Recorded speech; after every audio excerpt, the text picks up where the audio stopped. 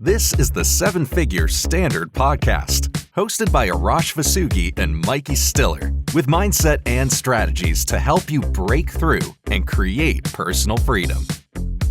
Hi, everyone, and welcome back to the Seven Figure Standard Podcast. I'm Mikey Stiller, joined by my co-host, Arash Vasugi, and we're so thrilled to be back with you for another episode. You know, we just got back from our World-Class Wealth event in Paradise Valley, Arizona, which was incredible. And one of the topics that came up a lot with our clients was the issue of language. And this goes far deeper than just self-talk. And so I'm really excited to dig in with you today on this, Arash. How are you, by the way? I'm great, Mikey. How are you? I'm doing great as well. This was such a powerful concept that you went into great detail on last week that I thought we could touch on the podcast because I know it'll be so valuable for everyone. So to get us rolling, I know a lot of people have heard about self-talk, right? How you talk to yourself, but language is different than self-talk. It includes self-talk, but what would you consider to be language when you're talking about it? Well, language is what your dominant automatic thinking is. So all change is linguistic. Like if you go and just observe somebody in your environment, you'll know where they're going. I always say if somebody was to spend 24 hours with me, or if I was spend 24 hours with them, we'll know what they're creating by default. See, I want everyone to think about this. Over the last week, was your language on what was missing on the marketplace, on something you're seeing on the outside, or is it on what you really want, like it's done? See, most people are speaking into existence what they currently see. They're not understanding what is came from their past thinking, their past language. We want to have our language match the person we want to become. Look at your goal for 2024, your big goal. And ask yourself, is my language match that? Or am I saying, the real estate market is bad? That's what most people are doing. Or whatever's on the outside. I just use real estate for an example. Mm-hmm. There's people crushing it in the market right now, crushing it. But they're expecting to crush it, but their language always matches. Now, we have to understand this. Leadership is a language. You will never have a great leader talking about what's missing. They're never making excuses. They're altering, they're flexible, they'll change it by what they're wanting, but their language is always excellent. Winning is a language. You don't see winners talking about what's missing. You don't see winners talking about what is. They know they're either speaking into existence abundance or they're speaking into existence poverty. There's no 50 here, 50 there. That's not how it works. And we've got to understand this. Every negative thought we have is 10 times more impactful on our conditioning than one positive thought. Because people focus on, what's the worst thing that can happen? I want everyone to observe their language. When I made my first change, I changed my language right away. Your language is so impactful on what you're creating right now. And so observe your language. Your language will always tell you what your default future is going to be. I laugh at people too, Mike. They'll say, this works in your industry and not mine. It works in every industry. It has nothing to do with the industry. Your business is a reflection of your language. It's a reflection of you. Well, if somebody has bad language, they're not 100% all in committed at their goal. They're not 100% all in committed at their future self. Our future always drives our present. So if I'm speaking language, I'm going to start seeing it in my future results. Raj, there's so much power in awareness. And one of the things that we want to do with this podcast is bring awareness to these different topics. So today we're bringing awareness to language. And maybe someone has gone months or years or never thought about their language, how they're speaking, what they're thinking about. And they hear this and they're like, okay, so I'm going to start thinking about this. Well, there's power in awareness. Now, when you're thinking to yourself or talking to someone else, you can ask yourself questions. What is my language?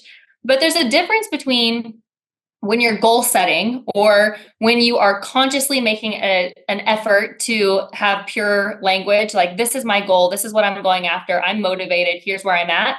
And then when you are on autopilot, what your language is. And is our goal to be off of autopilot or to make a new autopilot? We want to create a new autopilot where your default language is winning. And so it was interesting. I was talking to a client. I'll give you an example. And I was coaching him. And he said, I'm really good. And then something happens that the result I didn't like. And I said, well, what did you do right away? He goes, I just stopped doing the work.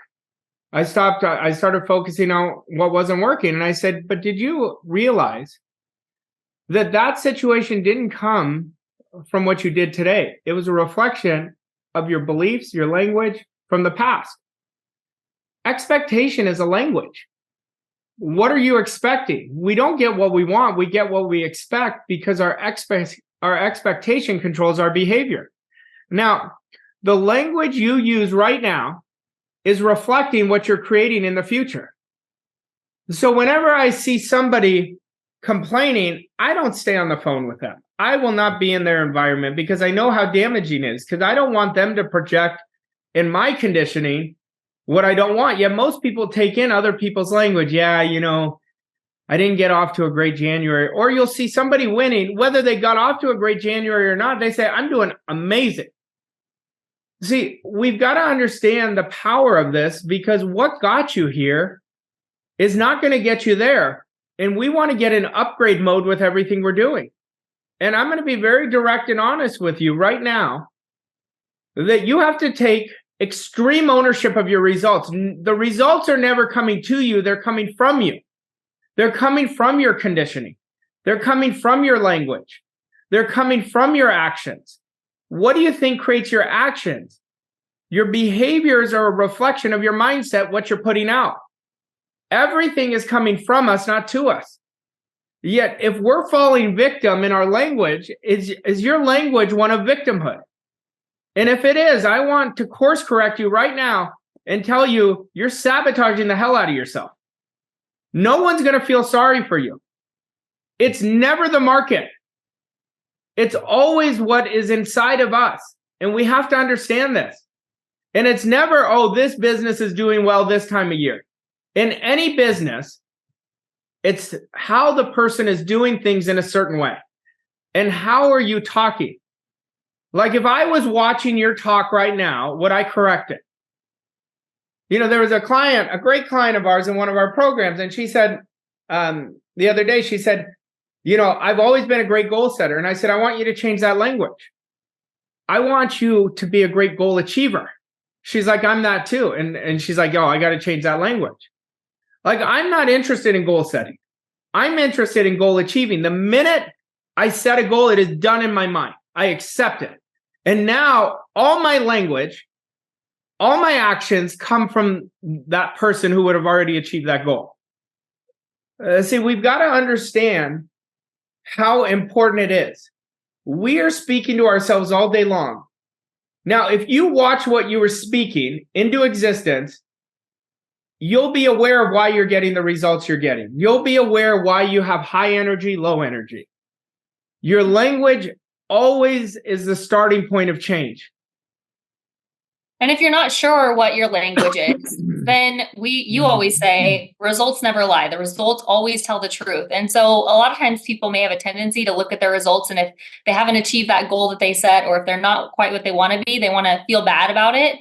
But instead, look at it as the gap. Okay, where is that telling me that I need to make some adjustments? And would the first place you go be language, or would it be somewhere else? It would always be language first, because the language will always tell me what my automatic thinking is. It tells us where our awareness is. Great awareness, much better choices, much better results. Most people are not even aware. If they were aware of what they were talking into existence, they would shock themselves. They would absolutely shock themselves. They'd be like, oh my gosh. Why? Because most people are conditioned by the outside world. When the outside world is great, I got a great standard. Mm-hmm. Well, I always know what my real standard is when I'm at my lowest point. I had a bad day, but I still held it. That's our baseline. It's not when we're doing really good. A lot of people think, oh, I've got a great attitude. Well, I had a great attitude this week. I had a great week, right? You have to have just as good of an attitude when you're facing adversity. So attitude is first our thoughts. What's our thoughts? Our language. What are we thinking about? What are we putting out? The universe always gives us back what we put out. Now, it may not be instantaneously, but it's going to show up. It is going to show up. One of our most popular episodes that we've done on the podcast is actually the episode on double binding message. And these two lessons go hand in hand, tied really closely together. And I know double binding message can be a little bit hard for people to understand at first because it's a new concept. We talk about how these two go together so perfectly. Yeah, a double binding message is saying, I want X, whatever X is, right? I want this. Let's say somebody wants wealth. Yeah, they say, you know what? I really want to improve my wealth. I want to improve my sales. I want to improve my income. And from a prosperity perspective of wealth. And then the rest of the day, they're focusing on what's wrong. What if it doesn't happen? They focus on, oh, I got this bill. Well, they're sending out a double binding message. So they're never going to change the result. See, we've got to make an absolute partnership with our subconscious mind because whatever we give it, it's going to show it in our reality. Well, how do we give it? We've got to get emotionally involved with our language and emotionally involved with what we want. Now, most people say, I know what I want, yet ask yourself, am I speaking what I want? All day long. And it literally has to be the dominant place you're coming from. And that's why I think one of the best quotes I've ever heard from Earl Nightingale is, we become what we think about. Because we do. He's talking about language. See, we've got to understand how important language is. And if we prioritize it, you'll know by your language if you're 100% in at your goal.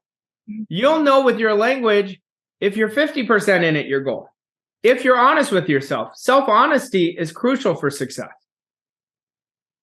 And if you look at your language, and you just gave a great example, if you look at your language and it's off, or you're sending a double binding message, is the first place to look usually standard or identity or something else?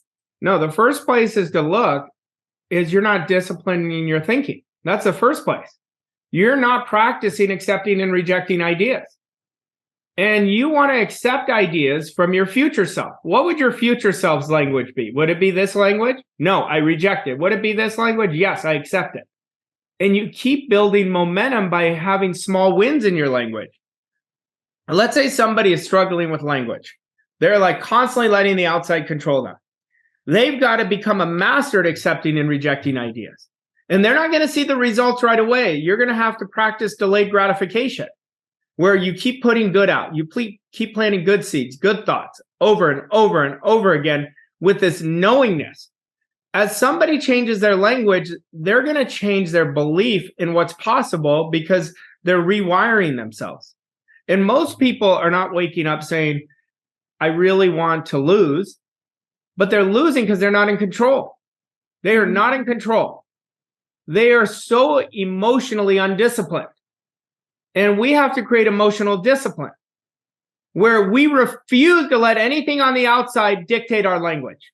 We refuse to let somebody else or some circumstance control our thinking. Listen, that's the price of winning. You have to understand, you have to say right now, I'm making a definite decision that I am refusing to let anything on the outside control how I speak, how I talk, the actions I take. And you'll know your language, just look at your energy. Are you always tired? You'll know right away. You'll know what you're planting inside of you because we're planting it inside of us and it is going to be expressed in our results.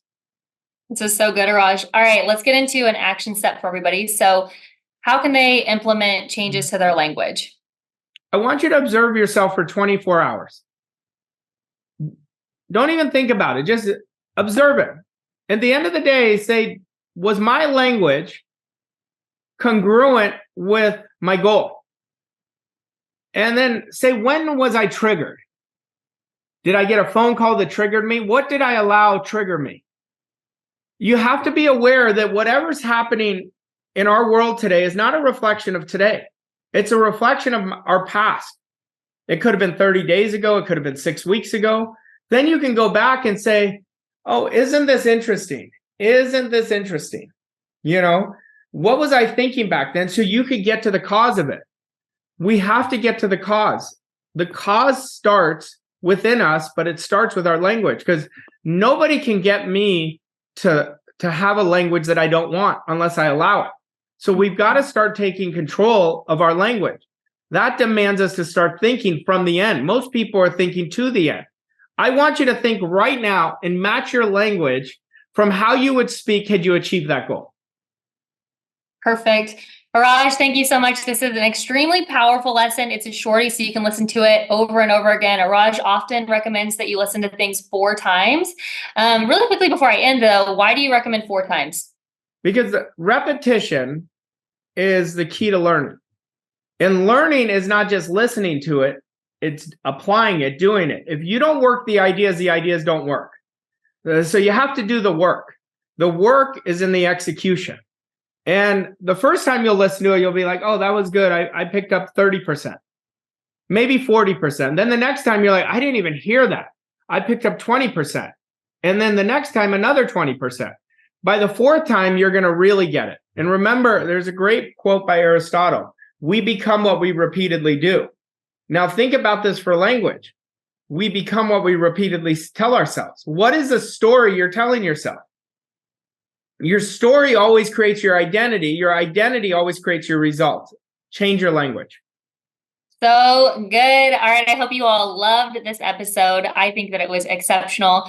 If you did enjoy it, please share it with your friends and family. Leave us a rating and review. We would love to hear from you. And we'll be back next week for another episode. Thank you for listening to this episode of 7-Figure Standard.